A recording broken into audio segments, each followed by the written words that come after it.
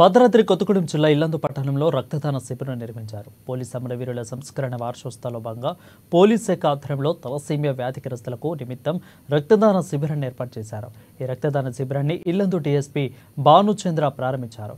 ఇక అదేవిధంగా రక్తదాన శిబిరంలో పోలీస్ ఇన్స్పెక్టర్లు, ఎస్ఐలు, కానిస్టేబుల్, మీడియా ప్రతినిధులు, విద్యార్థులు రక్తదానాన్ని చేశారు.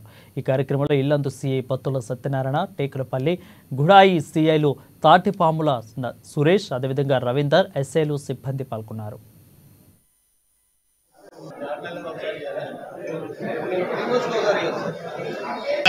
డేస్ లోనే తయారైపోతుంది ఆటోమేటిక్. కాబట్టి దాని గురించి చింతించాల్సిన అవసరం లేదు. బ్లడ్ కొంతమంది చాలా మంది ఇస్తుంటారు. ఎందుకంటే మనం తెలుసు కదా, ఇక్కడ జమానాల్లో చెలిమ అని ఉండేది కదా. చెలిమ అంటే తెలుసా మీకు పిల్లలు?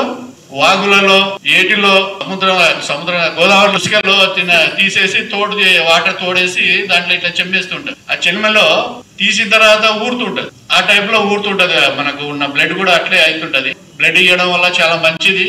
ఎందుకంటే ఎమర్జెన్సీకి పనికి వస్తుందో, ఎవడు ప్రాణం ఇది బాగా బాధలో ఉన్నవాడు పనికి వస్తుంది.